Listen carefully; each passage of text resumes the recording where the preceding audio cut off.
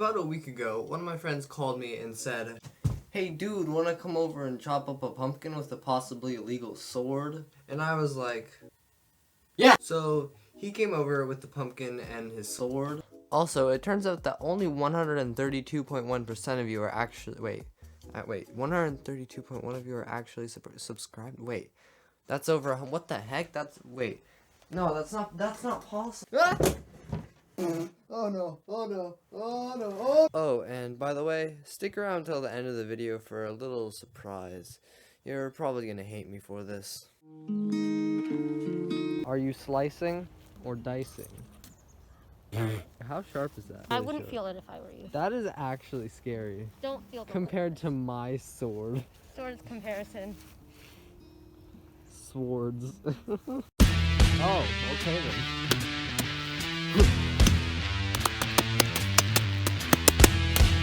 Oh wow. I have an umbrella! Ow, it's heavy umbrella.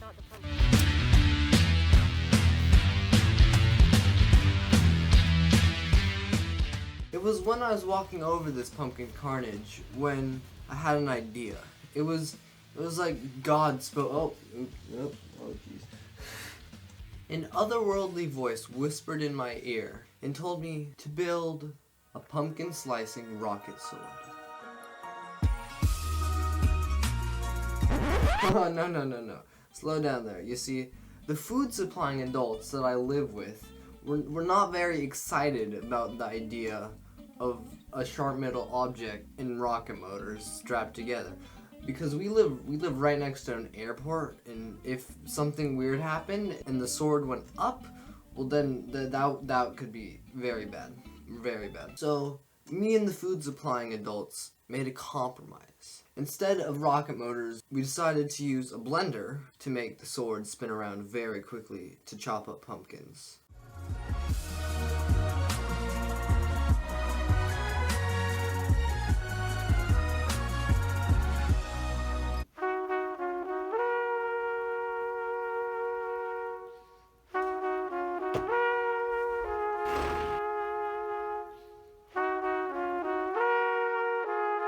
I feel like I'm making a blender commercial.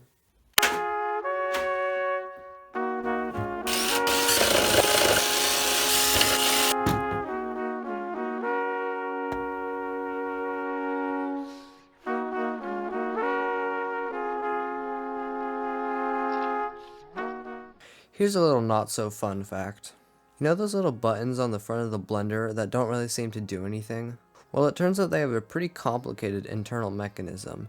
It consists of a ton of wooden sticks with prongs on them, and when you press certain buttons, it moves the sticks in a certain way that it connects certain electrical circuits to do, absolutely nothing because there's only 2 speeds on a blender. Marketing these days.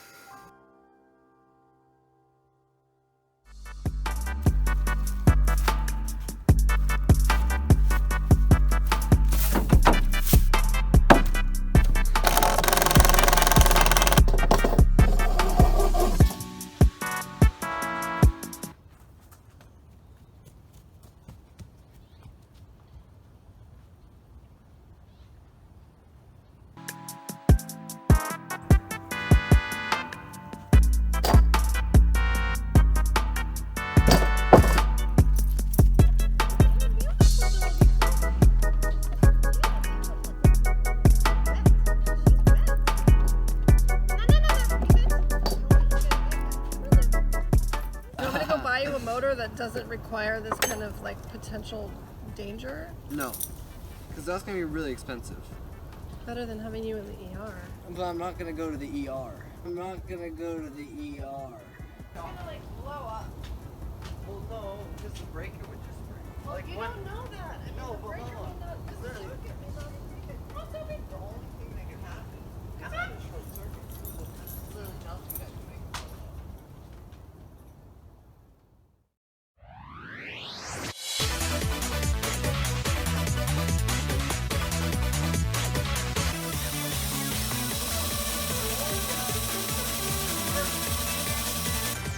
What do you think, Sophie? So? No, you don't like it?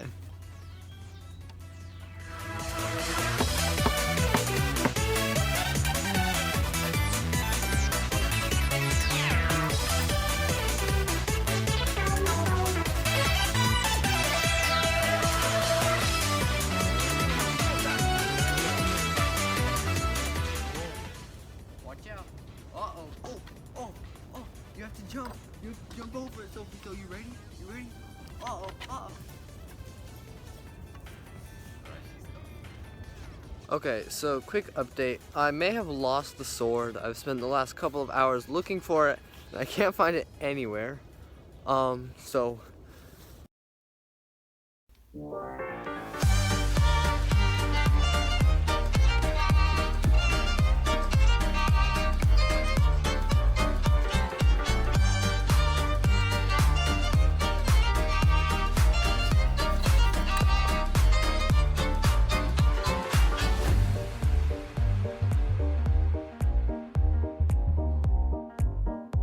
Okay, so to explain what's going on here, we have the blender motor and then its controller. Then we have this thing, which is a screwdriver extender, which fits perfectly onto this by coincidence, so that just goes right on there. And then we have this put into a piece of wood, and then this piece of wood is zip tied to the sword, and then we have an Altoids lid right here, and some random washer keeping this like stable on here. And then it just kind of spins.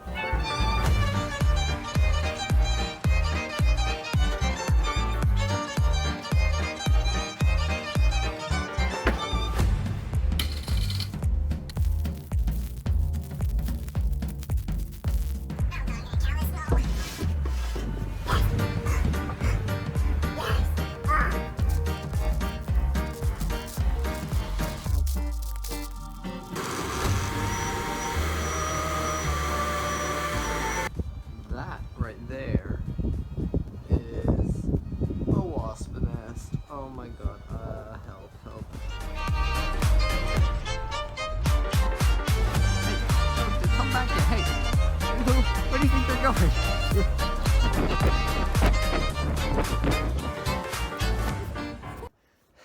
Escaped. Unfortunately, it was already getting dark, so me and my friends would have to wait one more day to see what happens. However, they were already here, and we wanted to see something interesting happen, so I dug out these low-thrust fireworks, and then very scientifically duct taped them to the sword. There you go.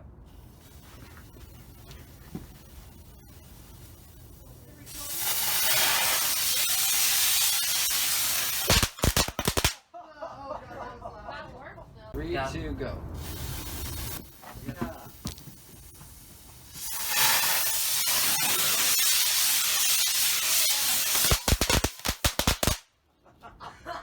Awesome. Like, it's like she would rather have me play with wall power than like a simple rocket motor. That's parents for you.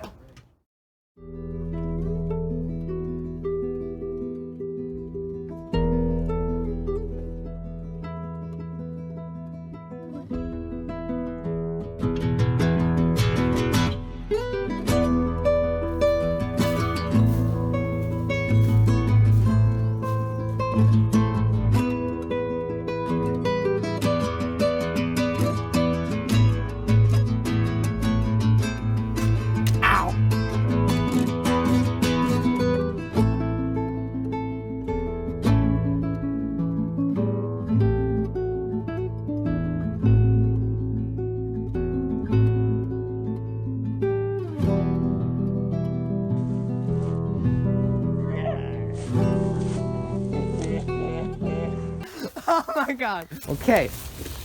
I got my my interviewer microphone.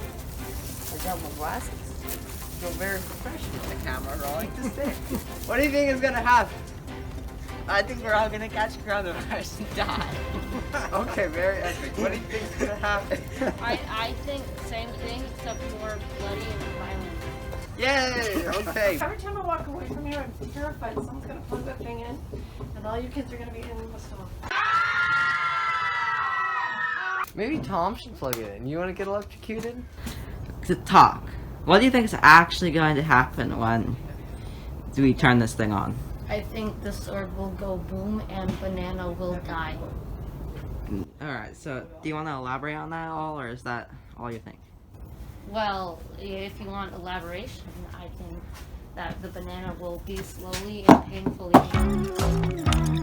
Like, move it through and then... Did you ever take an insanity test before? What?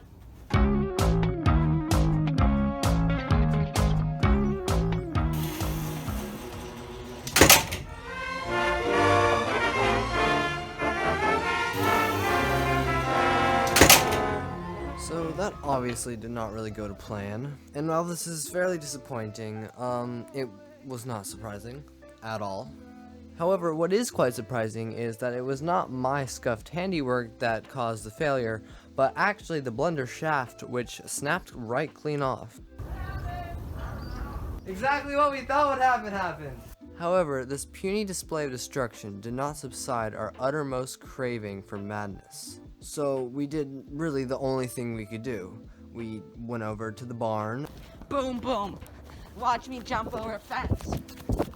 That was scary.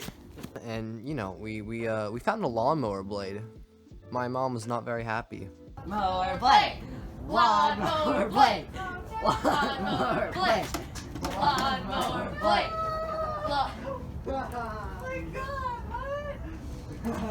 Blade. Lawnmower blade. Blade. Lawnmower blade. No, Lawnmower.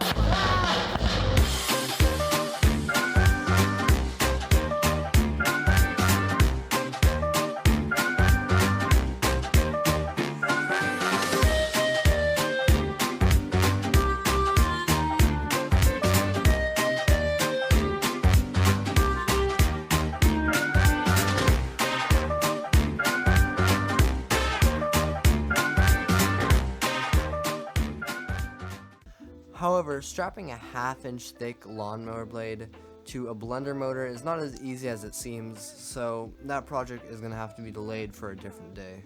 Instead, we just, drilled a hole in a piece of copper and, just slapped it on there. It worked pretty well. 9 out of 10. 9 out of 10 Dentist approved. Okay, this will be interesting. This might blow out the motor. We'll see.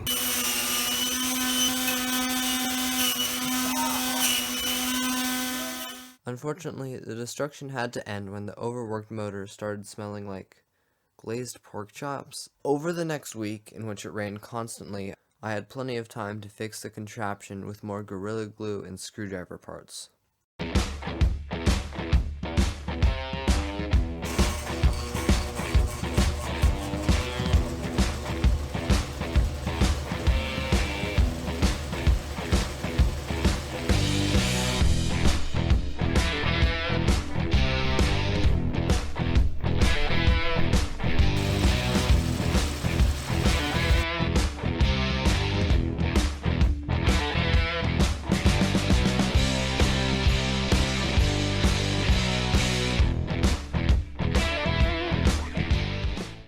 Okay, so we're done, right? It works great, and now all I have to do is wait another month for Break in the Rain to test its slicing and dicing capabilities. Also, I know what you're probably thinking. How do you know how fast it's spinning, or was that just clickbait? Well, honestly, it's pretty simple. All that we need to do is count how many frames it takes for the sword to complete one rotation, then divide 60 by that number, and you have how many rotations per second. Then we just multiply that by 60 and we have the rotations per minute. So in this case, it took 5 frames for the sword to make one rotation. Divide 60 by 5, 12, 720. And since this is YouTube, we can just add like a couple zeros. Only a few, just to spice things up a little bit. Wait, is that? I don't think I did that right. 1 second.